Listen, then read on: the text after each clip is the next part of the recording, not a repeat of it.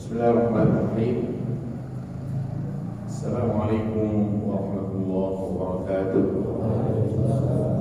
Nahmadullah subhanahu wa ta'ala wa nasta'inuhu wa nastaghfiruh wa natubu ilayhi wa natawakkalu alayhi wa nunibu ilayhi wa na'udzu billahi min shururi anfusina wa min sayyiati a'malina man yahdihillahu fala mudilla lahu wa man yudlil fala hadiya lahu. Asyhadu an la ilaha illallah wahdahu la syarika lahu wa asyhadu anna sayyidana wa nabiyyana Muhammadan abduhu wa rasuluhu la nabiyya ba'dahu. Allahumma la sahla illa ma ja'altahu sahla wa anta taj'alus sa'ba idza syi'ta sahla wa ba'd. Bapak Ibu, saudara-saudaraku sekalian, sidang jamaah subuh Masjid Raya Cibubur Bekasi yang insyaallah senantiasa dalam lindungan Allah, dalam rahmat Allah, dan senantiasa diberkahi oleh Allah Subhanahu wa ta'ala. Pagi ini atas izin Allah juga kita dipertemukan kembali di masjid ini, di rumahnya ini, untuk bersama-sama mengkaji kalam Allah Al-Quran ini sesuai dengan batas-batas kemampuan pemahaman kita terhadap kalam Allah. Karena yang namanya tafsir itu adalah izharul murad min kalamillah ala hasabil thaqah al-bashariyah, yaitu mengungkapkan maksud atau makna di balik redaksi sesuai dengan batas-batas kemampuan daya pikir manusia. Gak ada yang tahu maksud daripada Al-Quran selain Allah. Betul? Di tingkat manusia tidak ada yang tahu maksud dari Al-Quran selain Rasulullah SAW. Nah, tapi bukan berarti keilmuan berhenti, terus harus berjalan. Nah, maka ketika seorang ahli tafsir menafsirkan ayat-ayat Al-Quran, biasanya selalu di akhirnya hanya Allah yang tahu maksudnya. Ya, boleh jadi yang kita ungkapkan nggak begitu maksudnya, nah, tapi kita sudah berikhtiar, sudah berupaya untuk mengungkapkan makna di balik redaksi Al-Quranul Karim kalam Allah Subhanahu wa ta'ala. Kita akan melanjutkan pembahasan ini, lanjutan tentang Suratul Insan. Sekedar mereview saja sebelum akhirnya kita sambung. Surah Al-Insan ini dinamakan juga surah Amsyaj, yang artinya bercampur karena ada kata Amsyaj di dalam ayatnya. Dikatakan juga atau disebut juga dengan surah Hal Ata 'alal Insan, karena memang pembuka surahnya ada kalimat Hal Ata 'alal Insan. Disebut juga dengan surah Ad-Dahr karena ada kata Ad-Dahr yang artinya masa, waktu, zaman. Bismillahirrahmanirrahim. Hal ata 'alal insan hinun min ad-dahri lam yakun syai'an madhkura. Hal di sini bukan bertanya, tapi untuk menegaskan, sehingga terjemahnya sungguh telah datang kepada manusia ini pada satu titik waktu yang tidak bisa ditentukan pada masa silam, di mana ia belum disebut apa-apa dan belum bisa disebut dengan sebutan tertentu. Kita pernah sampaikan ini 100 tahun yang lalu, hitung mundur dari sekarang 100 tahun lalu, semua yang ada di masjid ini belum disebut apa-apa. Benar? Saya yakin belum ada 100 nih. Makanya angka 100 ini mewakili aja angka 100. Apalagi 200 tahun lalu, di mana kita nggak ada yang tahu, ilah hanya Allah. ayah bunda kita itu belum ada. 200 tahun, 300 tahun silam. Nah, Allah mengingatkan kita hal ini supaya kita tidak busuk dada, supaya kita tidak menjadi manusia atau makhluk arogan.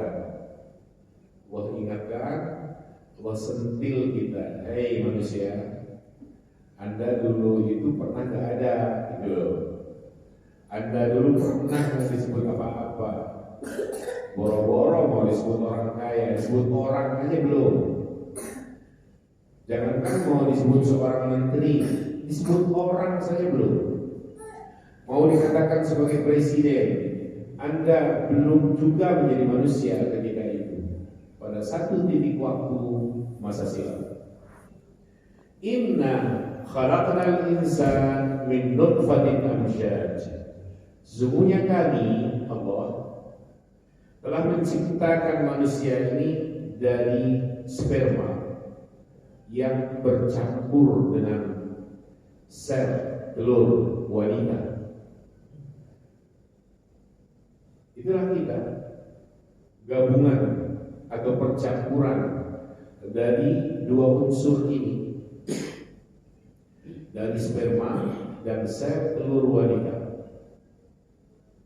Inna khalaqnal insana min nutfatin amsyaj. Kata al-insan sifatnya adalah yang tujuh adalah jenisnya, artinya manusia, dengan mengecualikan manusia tertentu karena tidak dicipta dari percampuran sperma dan sel telur wanita.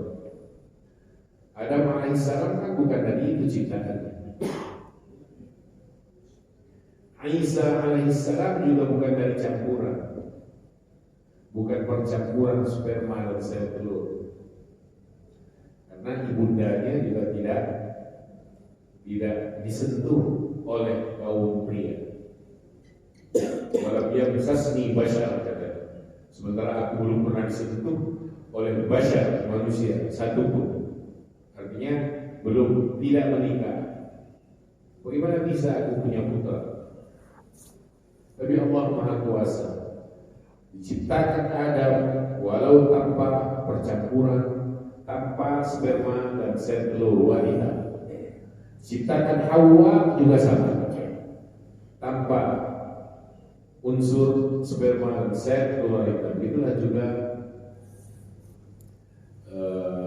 Isa alaihissalatu wassalam. Jadi dengan pengecualian secara umum min nutfatin amsyaj, dari sel telur wanita dan sperma campuran ini. Nabtali, akan kami uji dia, manusia ini, dalam perjalanan selanjutnya. Kapan Allah mulai mengujinya? Allah mulai mengujinya ketika akil balik, diuji dengan perintah dan larangan, beban atau tugas-tugas keagamaan mulai masuk dalam hidup setiap manusia saat itu. Ketika umurnya sudah memasuki usia balik, agar supaya ujian ini dapat terlaksana baik, agar perintah dan larangan yang dapat dimengertinya dan lalu dapat dilaksanakannya dengan baik, faja'alnahu sami'an basira, maka kami jadikan manusia, kata Allah, sami'an, sangat mendengar, basira, dan sangat melihat. Dua alat ini menjadikan hatinya hidup jika dua alat ini tadi dilaksanakan, maksud saya digunakan dengan sebaik-baiknya. Dengan pendengaran seseorang bisa beriman, dengan penglihatan seseorang bisa yakin. Itu alat komplit ini sebenarnya. Iman itu kan hubungannya dengan pendengaran. Kenapa begitu? Karena semua masalah keimanan itu adalah masalah ghaib. Maka istilah dalam akidah Islam, dalam ilmu akidah Islam, hal yang sifatnya ghaib hubungannya dengan masalah keimanan, dinamakan juga sam'iyat. Sam'iyat dari sami'a, mendengar. Sam'iyat itu artinya adalah hal-hal yang ditangkap oleh pendengaran, lalu direspon oleh hati dengan baik. Ketika ada informasi dari Al-Quran bahwa di sana ada surga, di sana ada neraka, kita dengar namanya, lalu hati kita mengiyakan. Di sana ada siksa, di sana ada kesenangan, di sana ada mizan, yaitu neraca amal manusia. Di sana ada Alkitab, catatan amal manusia yang akan diserahkan. Informasi Al-Quran semua. Informasi ini kita dengar, kita baca, kita dengar informasinya melalui para guru, para ustadz, para kiai, dari orang tua kita dengar. Nah ini sam'iyat. Hadirlah keimanan dalam diri, artinya makin kuat keimanan kita. Basiro, penglihatan. Dengan penglihatan, pengamatan. Yang kedua adalah keyakinan kita, melihat alam semesta raya sekeliling kita. Ada pohon tumbuh, pohon kelapa tinggi sekian belas meter ke atas menjulang. Di atasnya ada sekian tumpuk buah kelapa. Di dalamnya ada air dan manis, steril, bebas kuman, boleh langsung diminum setelah dipekik. Dibultanya dalam diri dengan mengamati itu. Siapa yang memberinya gula sehingga manis? Siapa yang menghadirkan air di dalam kelapa yang begitu berlapis? Ada sabutnya, ada batoknya, kemudian ada dagingnya, tiba-tiba setelah itu air. Siapa yang menyuplai air ke situ? Pohonnya nggak mungkin, karena pohonnya ini padat, keras sekali, dan tidak ada selang. Siapa juga yang menyuplai gula ke situ sehingga airnya manis? Pengamatan ini mengantarkan kita kepada yakin bahwa segala sesuatu ini ada karena ada yang mewujudkannya.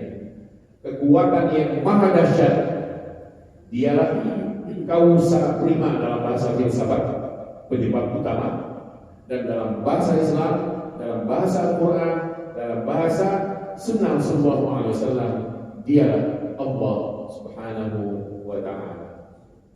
Nah, cuma kan kebanyakan manusia nggak menggunakan pendengarannya dengan baik, nggak menggunakan penglihatan atau pengamatannya dengan baik, sehingga gagal menempuh ujian dalam hidupnya.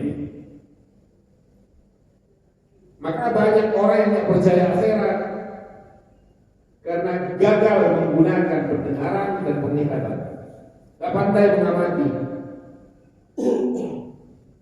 gagal paham, sehingga dia tak yakin bahwa akhirat itu ada. Yang ada tudingan, dia balik menyerang, kayak pernah ke akhirat aja, begitu. Kan ada orang yang begitu, belum mati-mati itu, masih hidup aja. Akhirat dilecehkan karena gagal mengamati. Coba kalau dia mengamati, manusia-manusia yang tidak meyakini adanya akhirat itu mengamati, lalu berpikir dengan jernih, apa sih yang kekal di dunia? Gak ada kekekalan, gak ada kekekalan. Yang berjaya tidak akan kekal, yang kaya raya tidak akan kekal, yang berjabatan tinggi tidak kekal, yang hidup tidak kekal di dunia, yang muda tidak kekal dalam mudanya. Gak ada kekekalan. Semua berakhir. Semua berakhir. Kalau begitu, hari pun akan berakhir, dunia pun akan berakhir, dan di sana ada kehidupan di balik dunia. Itulah akhirat. Tiba-tiba nggak diyakini bahwa akhirat itu ada dan akan terjadi. Maka Al-Quran menegaskan ciri orang bertakwa di antaranya adalah wabil akhirati hum yuqinun. Mereka yakin betul hadirnya hari akhir, hari pengadilan. Pengadilan karena di sana kita memperoleh keadilan yang sebenarnya. Di dunia kita akan peroleh keadilan itu dengan baik. Keadilan yang sebenarnya di sana. Ada balasan baik dan buruk ada di sana. Balasan-balasan yang disiapkan oleh Allah untuk hamba-hambanya yang bertakwa, maupun balasan yang memang diancamkan oleh Allah untuk mereka orang-orang yang tidak mau beriman, tidak mau percaya. Inna hadainahu sabil. Sesungguhnya kami menunjuki manusia ini jalan yang lurus, as-sabil al-mustaqimah. Coba ayat ini menyebut inna hadainahu sabil. Sesungguhnya kami menunjukinya manusia jalan. Jalan apa? Jalan keselamatan diri. Jalan yang lurus, jalan Allah. Sabilullah. Ini benar, ini tidak benar. Ini baik, ini buruk. Ini wajib dijalankan, ini haram dilakukan. Kami tunjuki semua manusia melalui Al-Quran yang kami turunkan dan Rasul yang kami utus ke tengah kehidupan umat manusia. Dan beliau menjelaskan isi kandungan Al-Quran melalui sabda beliau. Dan terus bergulir bersama waktu ditransformasikan. Dari beliau menuju murid-murid beliau kalangan sahabat, menuju generasi berikutnya kalangan tabi'in, masuk berikutnya kalangan tabi'in. Diberi kemampuan untuk menulis, mengabadikan dalam kitab-kitab, dan kitab-kitab ini terus bergulir juga bersama waktu hingga ditemukan oleh generasi sekarang.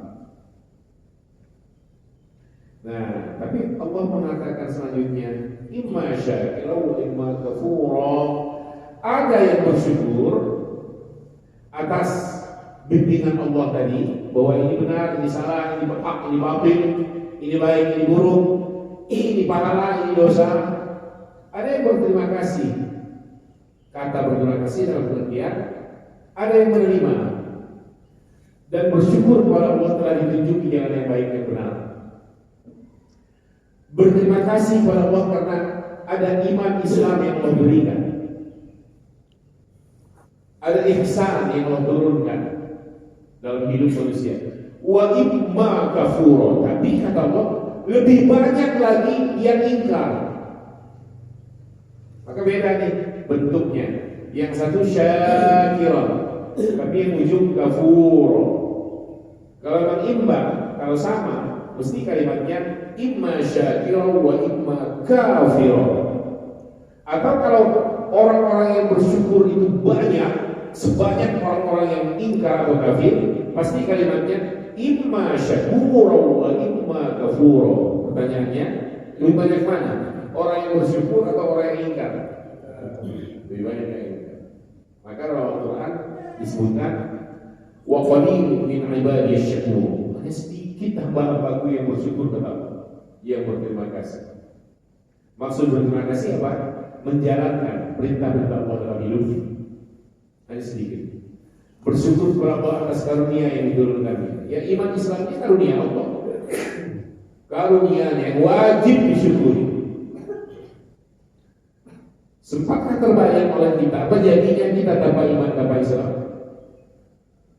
Apa jadinya hidup manusia tanpa Al-Quran diturunkan? Al-Quran diturunkannya seperti begini di kehidupan. Terpikirkah oleh kita bagaimana nasib kehidupan di dunia ini tanpa Allah mengutus para utusannya, tanpa Rasul, tanpa kitab suci? Jadi binatang semua. Iya. Karena standarnya standar akal. Kalau standar akal, masing-masing akan mengklaim dirinya benar. Padahal akal itu kebenaran yang dihasilkan oleh akal tidak mutlak. Seandainya kebenaran yang diproduksi oleh akal berpikir manusia kebenaran yang mutlak, Allah nggak perlu menurunkan agama. Karena sifatnya relatif, kebenaran yang dihasilkan oleh berpikir manusia dan bisa salah, bisa menyimpang. walau diberi akal, maka Allah turunkan Al-Quran. Maka kebenaran wahyu itu mutlak. Kebenaran agama ini mutlak. Al-haqqu min rabbik fala takunanna minal mumtarin. Kebenaran dari Tuhan itu mutlak, hak adanya. Ya, maka jangan sekali-kali kamu ragu. Jika standarnya berpikir akal, waduh rusak. Lalu Allah akan menurunkan agamanya. Justru seharusnya disimpulkan, kenapa Allah menurunkan Al-Quran? Mengapa Allah mengutus para utusannya? Mengapa agama ini diturunkan Allah? Karena akal manusia tidak mampu memproduksi kebenaran yang sifatnya mutlak.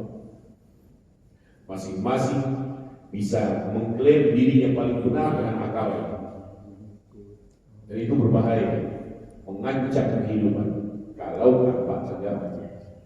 Maka wahyu ini mutlak, nggak boleh salah. Wahyu Al-Quran ini nggak boleh salah. Jadi kalau ada tulisan-tulisan teks ayat nggak boleh salah. Kalau ada kesalahan harus diperbaiki. Iya, masa Allah menjaganya, kita merusak. Inna nazzalna dzikra wa inna lahu lahafizun. Sesungguhnya kami menurunkan Al-Quran dan kami benar-benar menjaganya, terus menjaganya. Jadi tulisannya mutlak kebenarannya, isi kandungannya mutlak kebenarannya, wahyu.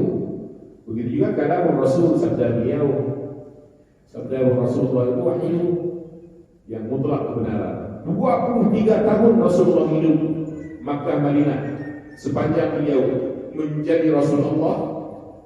Selama 23 tahun itu beliau tidak pernah salah dalam ucapan. Sabda beliau tidak salah. Kenapa? Karena dikendalikan oleh langit. Wa ma yantiqu 'anil hawa in huwa illa wahyu yuha.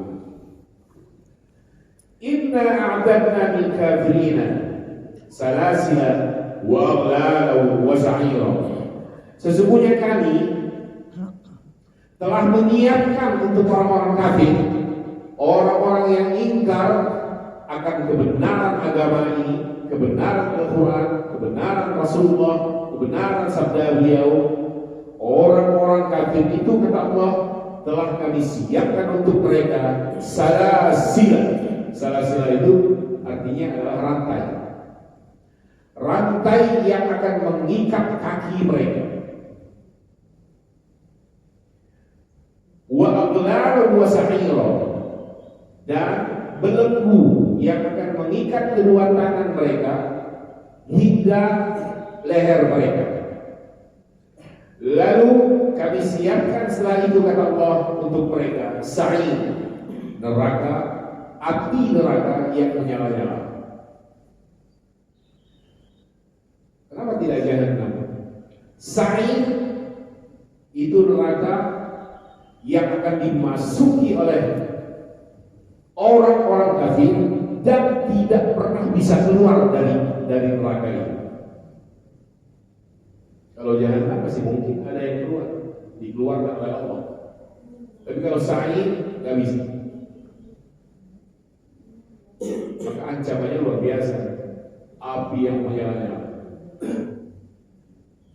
Mereka digiring dalam keadaan kakinya dirantai, kemudian dua tangan dibelenggu sampai ke lehernya, kemudian digiring seperti binatang, digiring oleh malaikat penjaga neraka untuk masuk ke dalam neraka,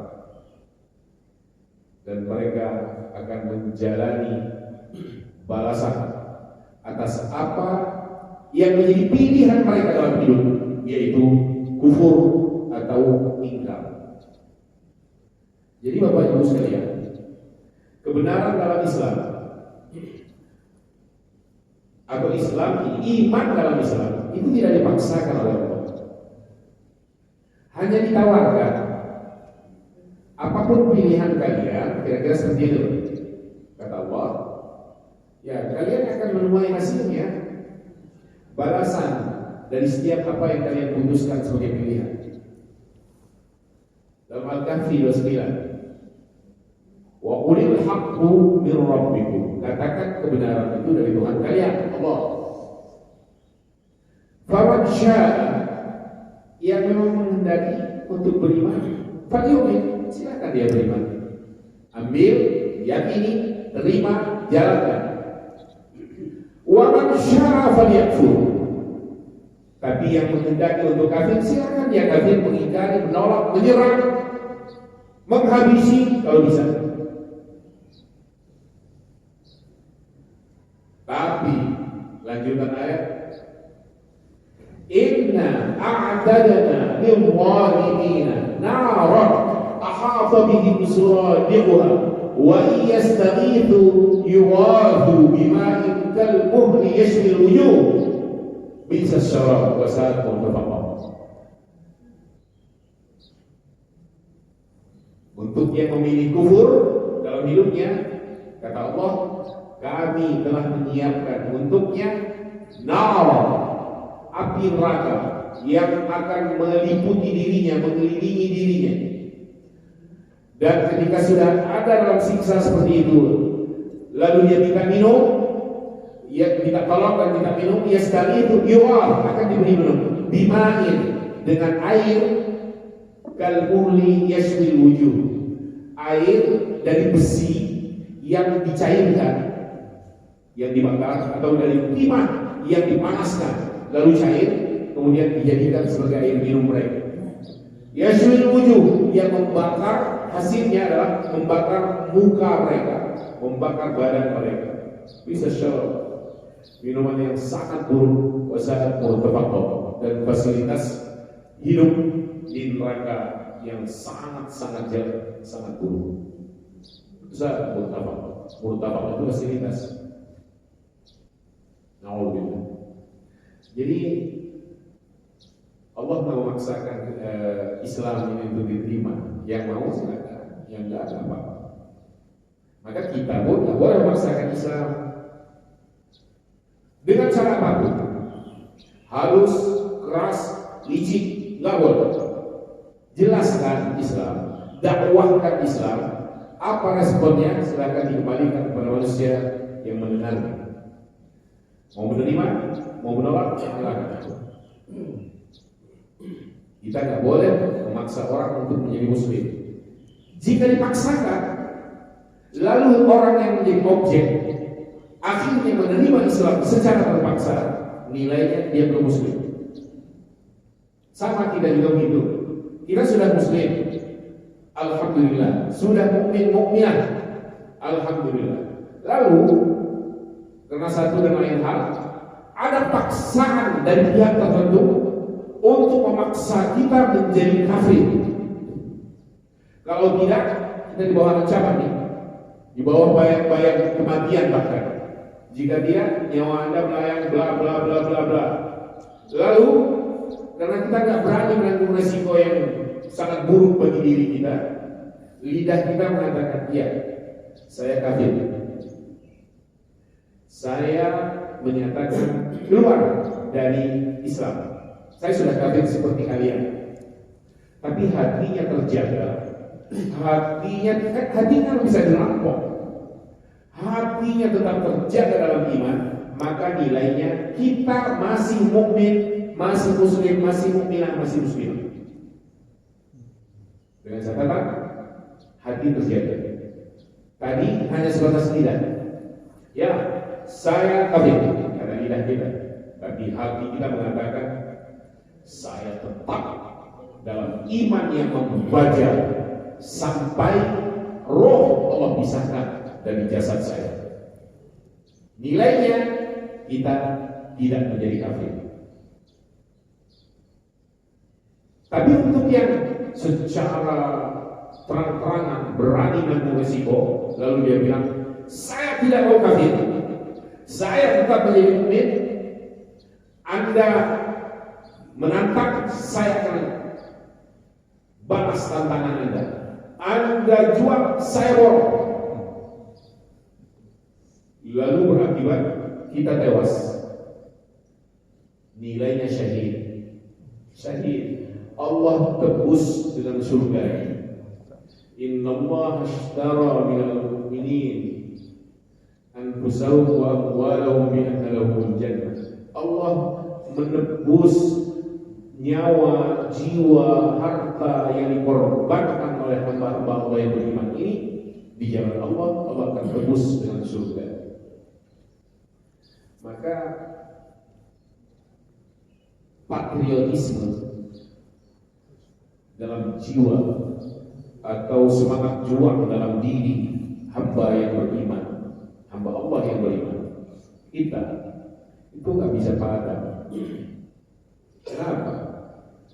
Karena syahadah, yaitu kematian secara syahid, justru dijemput oleh hamba-hamba Allah ini semua. Orang-orang yang beriman kepada Allah itu nggak takut mati demi tegaknya syariat Allah, demi tegaknya keimanan,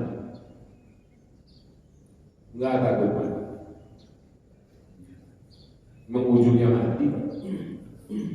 Ya, perkara waktu ada. Dikira kalau orang itu jagoan terus nggak mati. Mati. Firaun mampus.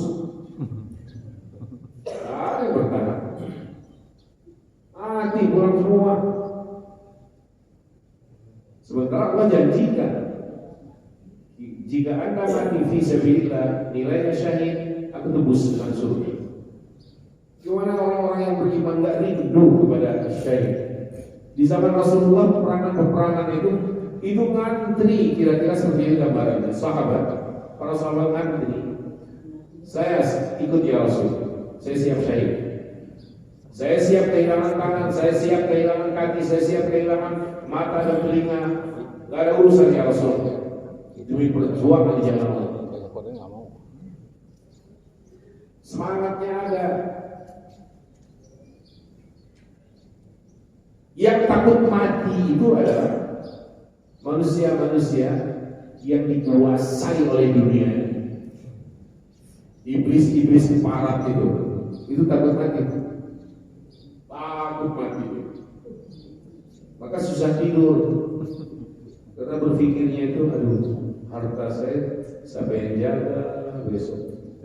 Rumah saya secantik seindah ini. Kalau saya suatu waktu pergi kemana? Bisa. Karena dikuasai oleh dunia. Hamba Allah yang beriman tidak dikuasai dunia. Hamba Allah yang beriman justru menguasai dunia. Dunia tak masuk ke hati. Dunia hanya ada dalam genggaman. Kita tidak dilarang oleh Allah untuk kaya kok. Yang Allah larang itu adalah kita menjadi kaya, tapi dengan cara-cara yang culas dan benar secara agama. Itu yang dilarang oleh Allah. Kita tidak dilarang oleh agama untuk menguasai dunia. Dunia ini memang diperuntukkan oleh Allah untuk kita, tapi kita bapaknya yang beriman bukan untuk dunia, kita untuk akhirat. Rasul yang menyatakan ini. Dunia memang peruntukannya untuk kita, tapi kita bukan untuk dunia, kita untuk akhirat. Berapa lama dunia? Nggak lama kan? 60, 70, 80, udah penyok. Penyok namanya. Tadinya aja kulitnya halus, mulus, cakep, jalannya rapi. Ya masuk 80, 90. Jalan udah begini, kulit mulai bergelombang, tinggal nunggu waktu. Nah maka mumpung sehat, mumpung segar bugar, gunakan waktu untuk bersujud kepada Allah Subhanahu wa Ta'ala. Nah, Bapak Ibu sekalian, setelah tadi Allah menyebutkan dalam ayat ini apa yang menjadi balasan orang-orang kafir secara garis besar, setelahnya Allah rinci, tapi bukan untuk mereka orang-orang kafir, balasan untuk orang-orang yang beriman. Allah berfirman, Innal abrar, sesungguhnya orang-orang yang baik. Al-abrar itu orang-orang yang baik, orang-orang yang berbuat kebajikan, orang-orang yang taat, orang-orang yang patuh, orang-orang yang tidak durhaka, berbakti pada ibu bapak, berbakti pada keluarga, sayang kepada keluarga, itu abrar semua itu. Innal abrar, sesungguhnya orang-orang yang baik itu yashrabuna, di akhir nanti akan minum. Tuh, belum apa-apa sudah diberi balasan minum coba oleh Allah. Yashrabuna min ka'sin kana mizajuha kafur. Allah akan beri minuman dalam kehidupan surgawi, dan minumannya otomatis minuman surgawi. Min kas, kas itu artinya adalah gelas. Tapi dalam bahasa Al-Quran, wadah tempat minum tidak disebut kas kalau belum berisi minuman. Kalau sudah berisi minuman, maka dia disebut kas. Dan minumannya adalah khamar.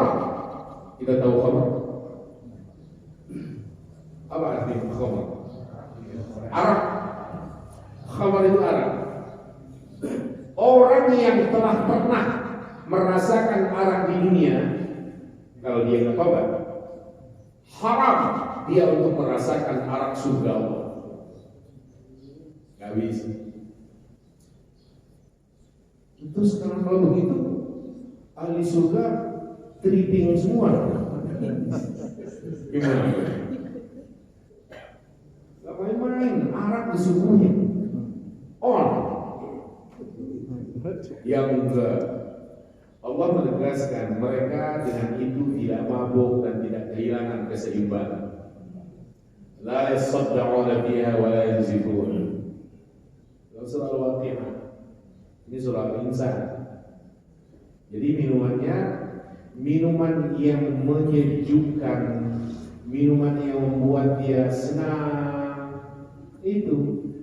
Jadi dia tidak kehilangan berpikir, tidak merusak fisiknya, sel-sel tubuhnya. Nah, min ka'sin kana mizajuha kafur. Dan minuman khamr atau arak tadi itu diberi campuran oleh Allah. Campurannya adalah kafur. Kafur itu apa? Semacam penyedap, wewangian. Pokoknya campuran yang semerbak, warnanya putih, yang aromanya luar biasa, harum. Kafur, dia adalah mata air dalam surga. Maka lanjutan ayat, aynan yashrabu biha ibadullah, yang berasal dari mata air surgawi. Yufajjirunaha tafjira, mereka penghuni surga boleh mengalirkan air dari sumber mata air surgawi tadi itu kemana arah dia mau. Mau diarahkan ke kanan, ke kiri, ke atas, ke bawah, suka-suka dia. Penghuni surga diberi kebebasan. Balasan Allah tidak terbayangkan. Tapi sebelum kita sampai ke sana juga, kita katakan sesuai dengan apa yang disampaikan dalam sabda Rasulullah. Penghuni surga itu umur paling tua 33 tahun. Bayangkan ketika umur masih 30 tahun sekarang di dunia. Antara 25-30. Badan masih kokoh, masih segar bugar. Saya umur 25 tahun, umur 20 tahun begitu. Hujan lebat, motoran 2 jam itu nggak masuk angin. Sekarang di rumah masuk angin. Umur 20 tahun itu 2 jam hujan lebat itu nggak masuk angin. Sekarang naik tangga aja udah penyok. Nah, umur penghuni surga 33 tahun. Seperti umur Nabi Isa alaihissalatu wassalam ketika Allah angkat dari dunia menuju langit yang kedua. Isa alaihissalam di langit yang kedua. Memang seharusnya kenaikan Isa kok, bukan kenaikan Yesus. Kenapa juga dirubah? Kenaikan Yesus Kristus. Kenaikan Isa karena Islam juga meyakini kok. Isa itu dinaikkan oleh Allah, diangkat menuju langit yang kedua. umurnya 33 tahun, dan itu nanti akan menjadi umur penghuni surga, umur tertua. Yang lebih muda dari 33 tahun banyak penghuni surga. Itu kan yang tertua, limitnya. Gak boleh lebih dari itu. Maka nenek-nenek, kakek-kakek, mohon maaf, tidak ada dalam surga. Nah, semua muda belia. Ada yang belasan, yang umur belasan, di bawah 10 tahun, banyak. Nanti dijelaskan di dalam ayat ini, dalam surah ini. Lihat. Yufuna bin nadri wa yakhafuna yawman kana syarruhu mustatira. Yufuna bin nadri. Mereka menunaikan nadarnya. Nadar itu ada dua macam makna ya. Ada nadar dalam pengertian kewajiban-kewajiban agama secara umum. Mereka lakukan, laksanakan dengan baik. Bisa juga nadar dalam pengertian khusus dan sempit, yaitu hubungan hati seorang untuk melakukan sesuatu dalam agama dengan Allah Subhanahu wa taala hubungannya. Saya kalau berhasil usaha bulan ini, insya Allah saya pastikan, saya berjanji ya Allah akan umrah. Itu nadar. Tapi dalam pengertian khusus dan sempit. Tapi nadar di sini pengertiannya umum. Yufuna bin nadri, mereka menjalankan kewajiban-kewajiban agama dengan baik. Yufun itu kan menjalankan dengan sempurna. Wa yakhafuna yawman, dan mereka selagi masih hidup di dunia ini takut sekali, takut kepada suatu hari kana syarruhu mustatira, di mana keburukan hari itu merata. Mustatira. Dan kita takut, hamba-hamba Allah yang beriman ini takut siksa, takut akan siksa Allah, takut ibadahnya nggak diterima. Nah ini, yakhafuna yawman kana syarruhu mustatira. Maka nas'aluka ridhaka wal jannah, ya, wa na'udzubika min sakhatika wan nar. Yang paling akhir tadi, wa na'udzubika, dan kami berlindung kepadamu ya Allah min sakhatika, dari marahmu, dari murkamu, dari kebencianmu kepada kami, wan nar, dan kami juga takut kepada siksa api neraka. Wa yut'imuna at-ta'ama 'ala hubbihi miskinan wa yatiman wa asira. Ini diantara pekerjaan orang-orang yang beriman, yang takut kepada siksa Allah, takut kepada hari di mana keburukan saat itu nanti merata. Di dunia ini selain mereka menjalankan perintah-perintah wajib dalam agama, wa yut'imuna at-ta'am, dan mereka memberi makan, memberi minum pasti.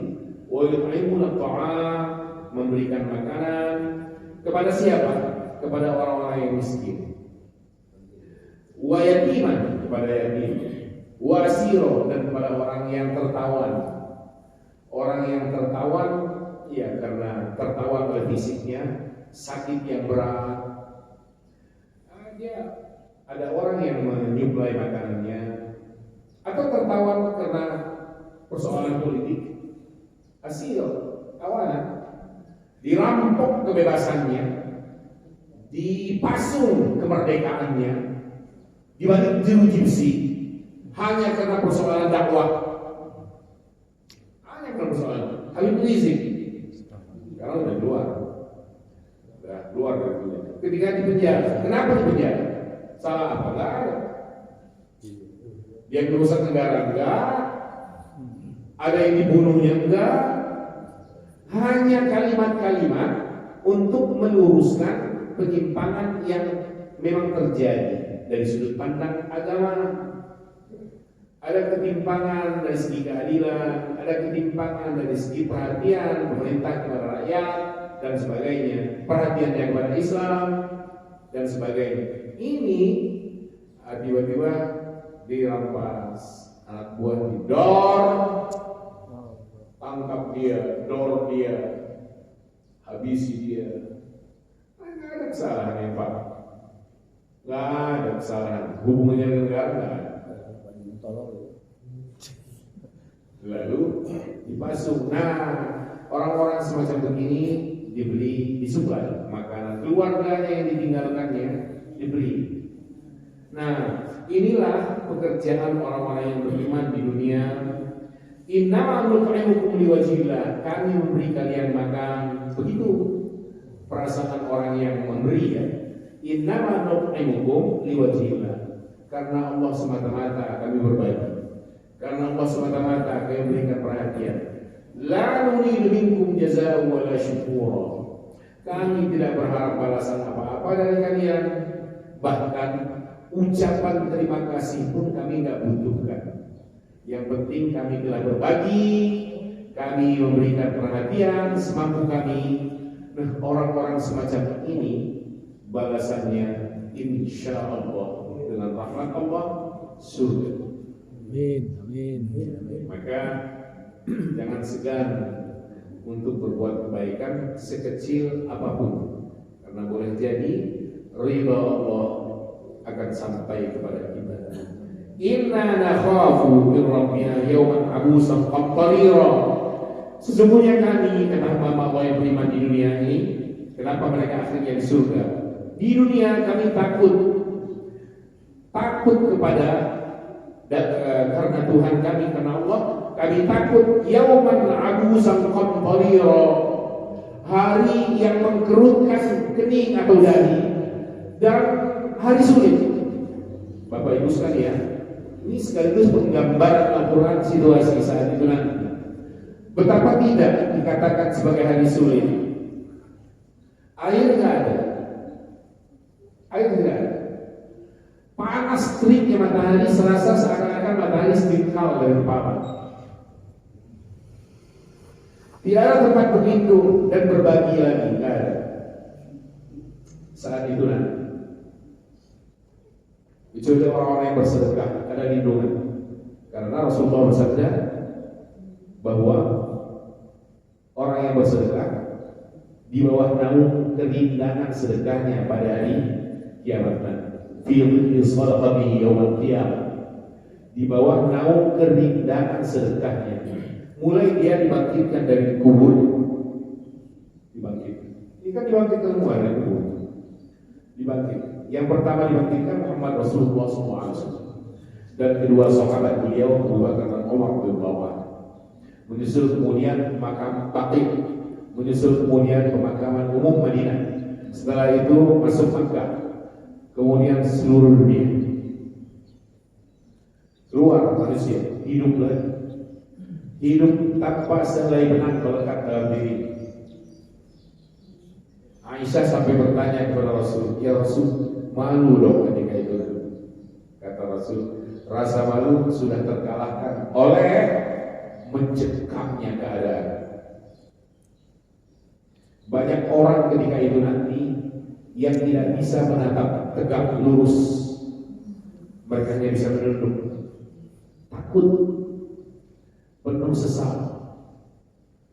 Gak ada tempat berlindung lagi untuk berbagi saat-saat seperti itu. Haus bukan alam kepala, tapi setetes air tidak ada. Laut semua kering, sumur semua tiada, air sungai semua kering, ditiadakan semua. Apakah bumi ini yang menjadi mahsyar nanti? Allahu a'lam. Al-Quran hanya menuturkan yauma tubaddalul ardu ghairal ardi was samawat wa barazu lillahi wahidil qahhar. Pada hari ketika bumi diganti dengan bumi yang lainnya, dan langit pun diganti dengan langit yang berbeda, lalu manusia bermunculan barazu untuk menghadapi pengadilan Zat Allah Subhanahu wa taala, pengadilannya Al-Wahid yang Maha Esa, Al-Qahhar yang Maha Maksa. Manusia ketika itu berbondong-bondong menuju satu suara. Menuju satu suara. Kalau di Indonesia menuju bilik suara. Di akhirat nanti semua berbondong-bondong menuju satu suara. Satu suara ini suara yang memanggil untuk berkumpul, berhimpun. Mulai dari Adam alaihissalam manusia yang hidup zaman itu hingga penghabisan umat Muhammad SAW di penghujung akhir zaman. Semua berhimpun. Senang yang senang ketika itu, tapi ada juga dan lebih banyak yang berduka, bersedih, menyesal, tidak ada obatnya lagi. Nah, hamba-hamba Allah yang bertakwa kepadanya takut akan keadaan hari itu sekarang. Fawaqahum Allah syarra dzalikal yaum wa laqahum nadrata wa surura. Maka ketika hari kiamat nanti kita semua insyaallah hamba Allah yang beriman, Allah jaga, waqahum Allah pelihara dari buruknya keadaan hari itu. Allah jaga, wa laqahum nadrata wa surura, dan Allah berikan keadaan diri yang berseri-seri, wajah yang berseri-seri dan penuh kegembiraan. Hamba Allah yang beriman saat itu bergembira, wajahnya berseri-seri, optimis luar biasa saat itu. Sekarang kita belum optimistis, masih berharap-harap cemas, berharap kiranya alam surga, tapi cemas jangan-jangan banyak amal yang ditolak oleh Allah. Saat itu nanti Allah buang perasaan itu, Allah ganti dengan optimisme dalam diri. Ibarat orang yang sudah hafal pelajaran lalu akan masuk ruang ujian. Umpamanya mau ulangan atau mau ujian matematika atau bahasa Inggris. Apa yang telah dipelajari selama ini itu sudah matang di kepalanya, sudah ada dalam otak. Tutup bukunya, dia siap masuk ruangan. Manusia optimis semacam ini enggak takut apa-apa, dia santai, dia senang ada ujian. Tapi untuk mereka yang tidak pernah baca, mencekam, takut, aduh, punya modal apa di ujian seberat begini, malah 90 menit lagi. Nah, kalau sudah punya modal, gitu, rasa optimisme ada dalam diri. Karena Allah jaga betul orang-orang yang beriman. Wa jazahu bima sabaru, dan Allah balas lantaran kesabaran mereka. Jannatu mahira, Allah balas dengan surganya, dan akan diberinya kain sutra, pakaian sutra yang halus. Muttaqina fiha 'alal araik, di dalam surga mereka bergelegar di atas dipan-dipan mereka, benar-benar istirahat menyenangkan. La yarawna fiha syamsan wala zamharira, mereka tidak melihat lagi matahari, wala zamharira, dan mereka juga tidak merasakan dingin yang sangat menusuk menyengat.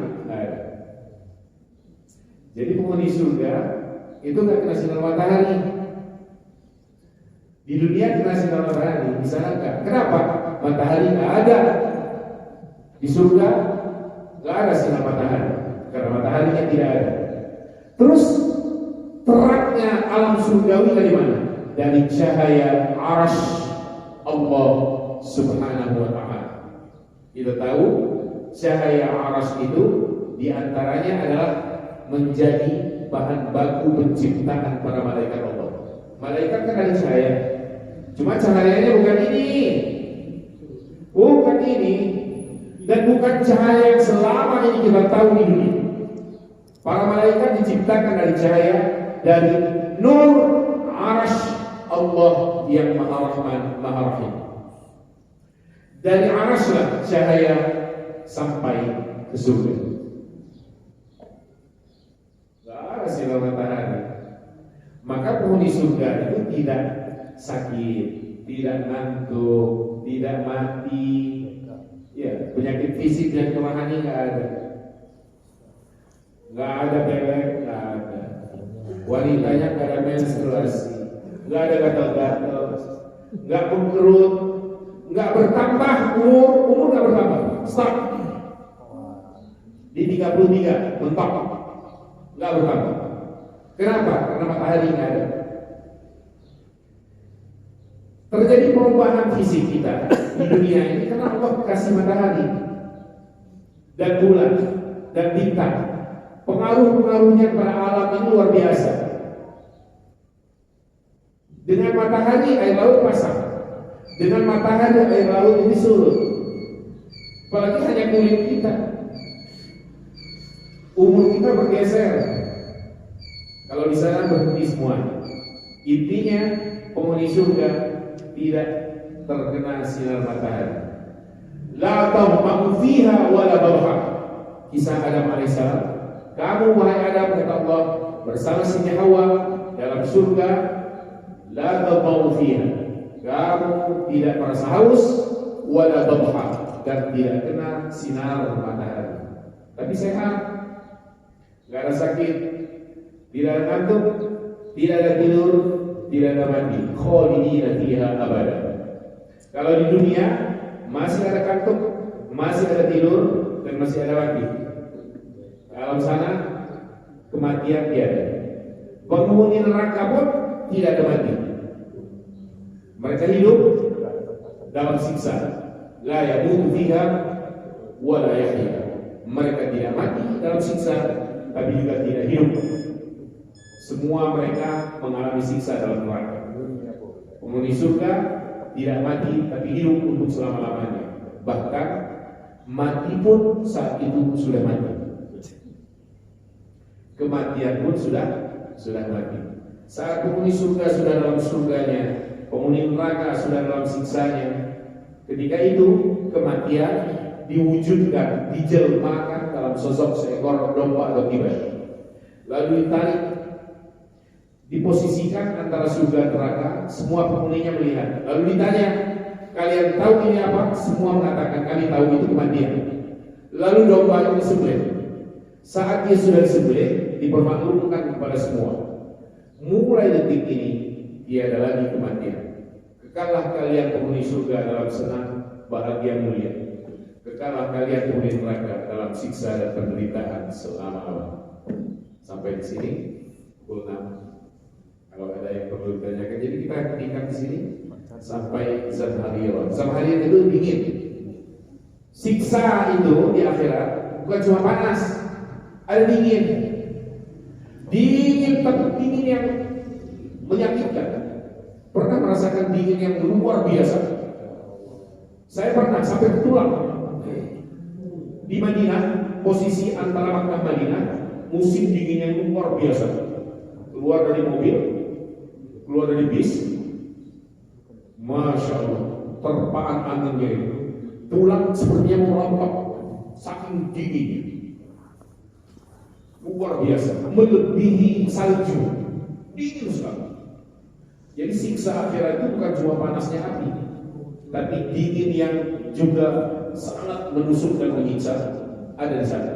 Nah, kita hentikan sampai pada ini. Zamhariyah ayat yang ke-13 dari surah Al-Insan. Ada dialog sedikit mungkin? Ya. Assalamualaikum warahmatullahi wabarakatuh. Terima kasih kesempatan yang diberikan kepada kami. Pada waktu zamannya para sahabat berlomba-lomba dalam melaksanakan jihad fisabilillah, karena memang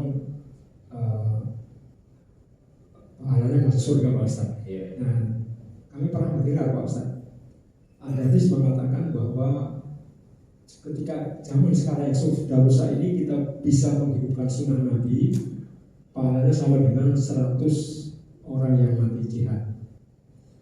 Untuk menambah semangat kita Pak Ustaz, sekarang banyak orang yang meninggalkan sunnah dengan mudahnya Pak Ustaz. Supaya kita nanti bisa menghidupkan sunnah Nabi, kemudian mencintai Nabi dan hidup bersama Nabi, bagaimana caranya supaya kita bisa seperti itu Pak Ustaz? Terima kasih. Assalamualaikum warahmatullahi wabarakatuh. Iya. Menghidupkan sunnah Rasulullah SAW. Satu di antaranya, contoh saja. Rasulullah itu tidak pernah mengabaikan, meninggalkan sunnah rawatib yang jumlahnya 12 rakaat. 2 rakaat sebelum subuh, 4 rakaat sebelum zuhur,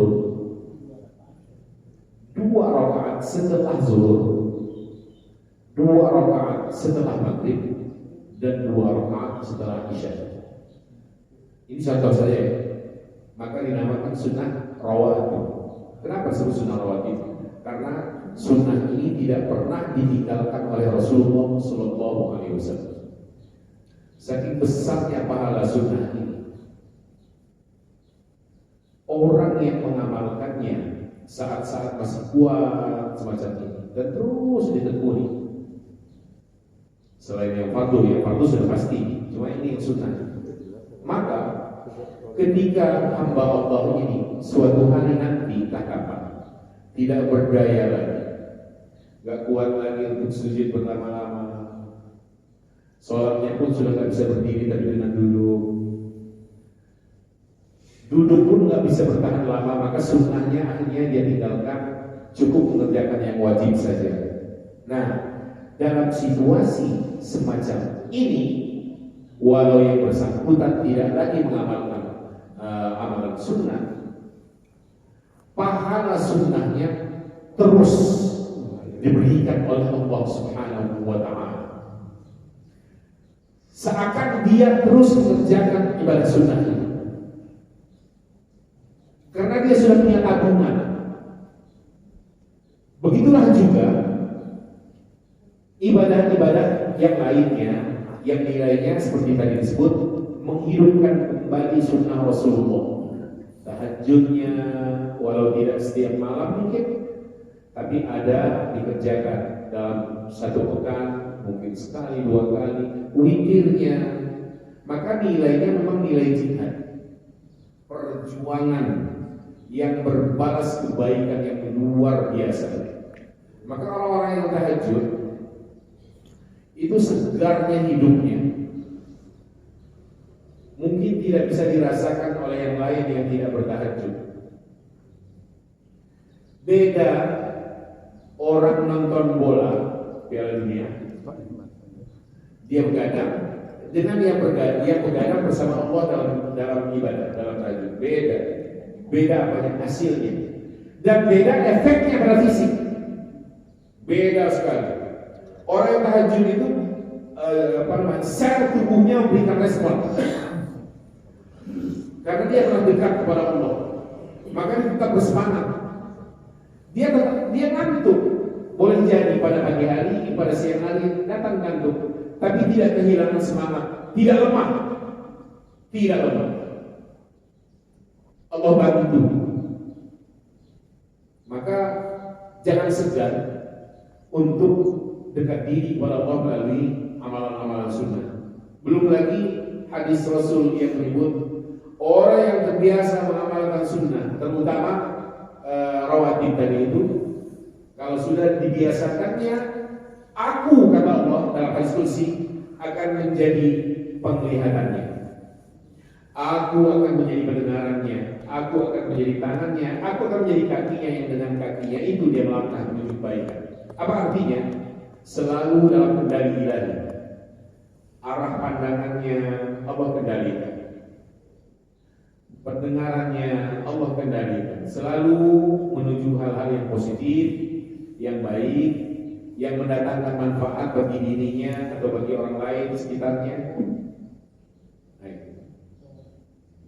Terus kuatkan semangat untuk mengambil amalan sunnah itu. Ya, sebenarnya ini juga dalam prakteknya ya. Kullu ya'mal ala syakilati, masing-masing sesuai porsinya. Karena jalan menuju surga itu bukan satu. Maka kita nggak boleh overacting dalam pengertian menyikapi kurang orang lain, hanya kita yang sempurna.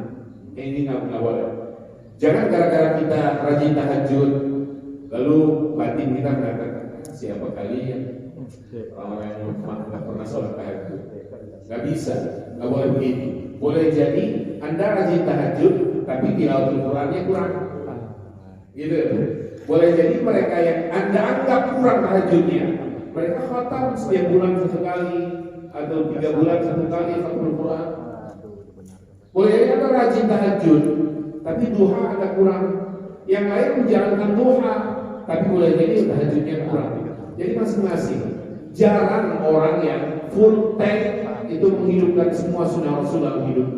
Jarang. Ada bagian-bagian tertentu yang dia tekuni. Ada sebagian lainnya yang mungkin ya sekedar karena keterbatasan. Kita lemah. Rasulullah SAW, beliau Allah anugerahi tenaga yang super.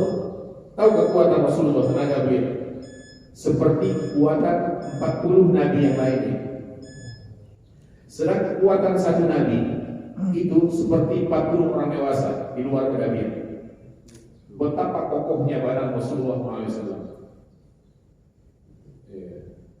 Ikhtiarkan saja untuk mengambil sunnah-sunnah Rasulullah, jangan porsir diri, sesuai kemampuan masing-masing. Terima kasih. Ya. Paksakan terus. Assalamualaikum warahmatullahi wabarakatuh. Untuk orang yang beriman, optimis. Tapi apakah yang ditakutkan itu ibadahnya diterima, mungkin ibadahnya tidak diterima atau mungkin dia bangkrut, itu merasakannya sebelum dibangkitkan dari kubur apa setelah dibangkitkan dari kubur. Ya, terus seterusnya ya keoptimisannya dia itu jadi buyar, masih takut merasakan. Terima kasih Pak. Assalamualaikum warahmatullahi wabarakatuh. Perasaan seperti itu sekarang di dunia, dan itu sangat manusiawi dan bahkan dianjurkan dalam agama. Jadi gini, posisikan ibadah, posisikan rasa dalam setiap ibadah yang kita sudah kerjakan. Posisikan rasa dalam harap-harap cemas. Berharap ya Rabbi, taqabbal minna innaka antas samiul alim. Terima dari kami, ini yang dapat kami lakukan. Wa tub alaina, tapi yang kurang, titik lemah kami, ampuni ya Allah. Tub alaina, terima permohonan maaf dan taubat kami. Wa tub alaina innaka antat tawwabur rahim. Jadi sekarang sebenarnya perasaan itu harap-harap cemas. Nah, nanti ketika sudah dibangkitkan dari alam kubur, semua sudah menjadi optimis untuk hamba-hamba Allah yang beriman. Perasaan-perasaan cemasnya Allah tutupi dan Allah ganti dengan walaqaw naqdatan wasmura. Apalagi mereka hasil keputusan pengadilan ilahi dalam mahkamah semesta nanti, ini semua penghuni surga. Bayangkan Bapak Ibu sekalian, jangan menggambarkan Allah itu is. Allah itu maha pemurah, maha sayang, maha mengampuni, maha memaafkan, maha menghilangkan segala kekhawatiran. Itu mungkin anggapan kita, jangan hanya karena kelemahan saya begini, saya nanti akan dihukum. Itu namanya sulul, berburuk sangka. Jangan. Pelacur aja hanya karena ngasih minum anak seekor anjing ya, kalau nggak salah dalam ceritanya, anak seekor anjing, dan dia niat untuk menolongnya. Dia tak mengatakan karena Allah menolong, dia menyelamatkan nyawa. Kasihan, Allah lebih kasihan. Coba saya gambarkan betapa sayang Allah. Ketika perahu Nabi Nuh sudah jadi dan banjir semesta segera tiba, banjir semua. Nabi Nuh ketika menaiki perahu kan yang diperintahkan untuk mengucapkan Bismillahirrahmanirrahim wa mursalah.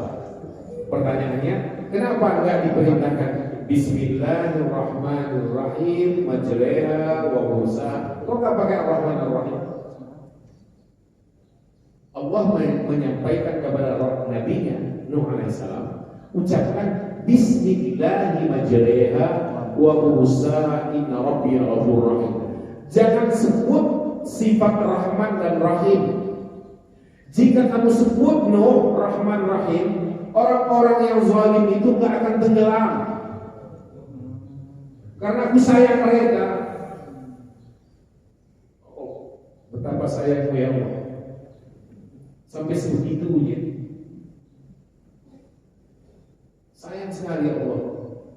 Jadi jangan khawatir juga berlebihan sampai kesalahan-kesalahan kecil nggak mendapat ampunan. Enggak, ada pengampunan Allah. Luas pengampunannya, lebih luas pengampunan dan maafnya dari sekedar dosa yang dilakukan oleh hamba. Maka sering kita baca, mungkin sering ditemukan, Allah akan mengampuninya walaupun dosa itu seperti buih di lautan. Itu iya, itu benar. Itu benar berdasarkan penjelasan wahyu Al-Quran dan Sunnah Rasulullah SAW. Asal taubatnya baik, yang benar, dan selebihnya berbuat baik. Kan sudah sadar, selebihnya berbuat baik. Berbuat baik itu bisa untuk diri dan orang lain, atau untuk sesama, untuk makhluk di sekitar kita. Luar biasa. Begitu Rahman Rahim Allah itu. Kadang-kadang kalau berbenturan dengan kasih sayang, itu Ar-Rahman Ar-Rahim itu kan disebut. Contoh lain, ketika menempatkan jenazah di dalam liang lahat ini,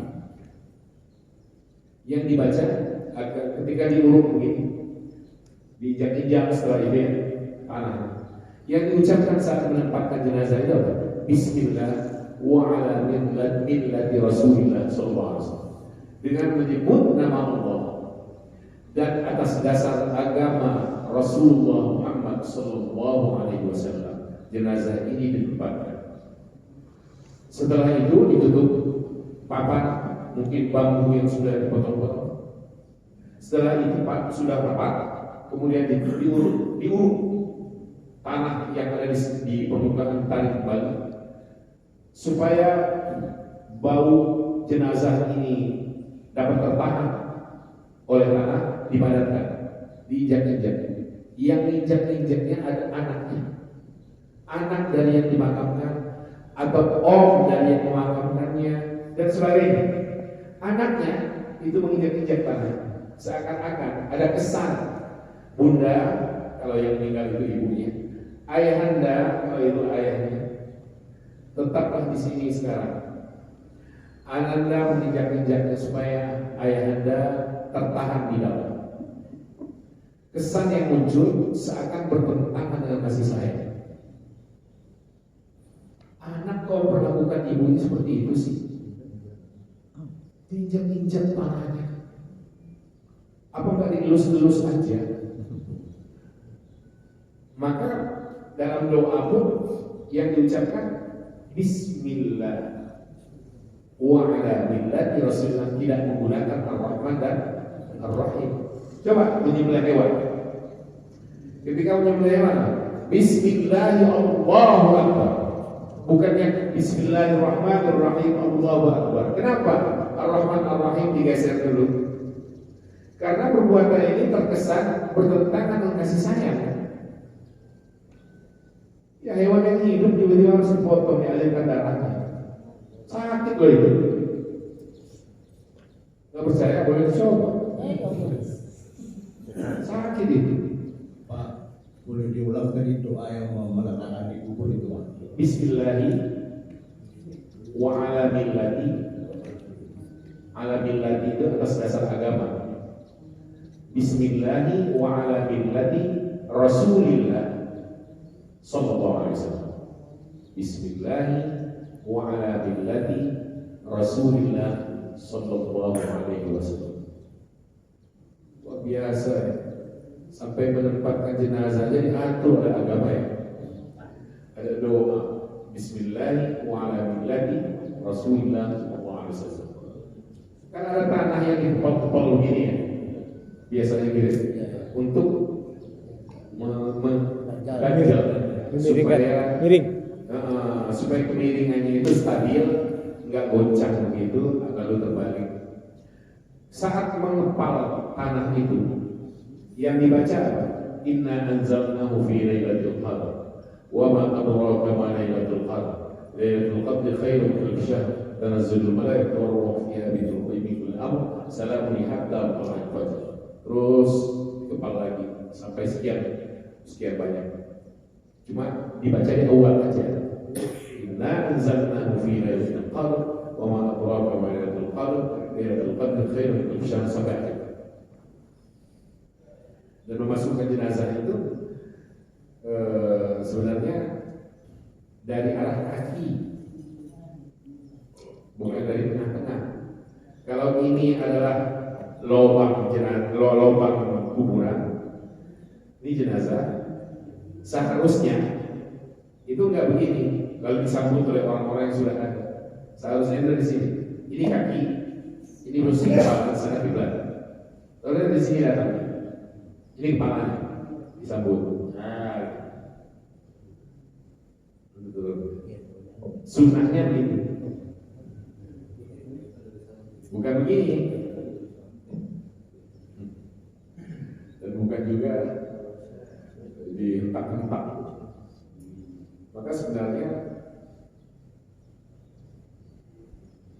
bicara militer tentang jenazah itu tidak etis karena dihentak-hentak. Padahal jenazah harus diperlakukan secara baik dan halus. Perlakukan secara halus. Mereka merasa jenazah itu punya rasa. Cuma cara dia melihat, dia mendengar. Dalam perang Badar, ketika usai perang Badar, banyak sekali orang-orang kafir yang menjadi korban itu, jenazahnya dimasukkan ke dalam sumur Badar.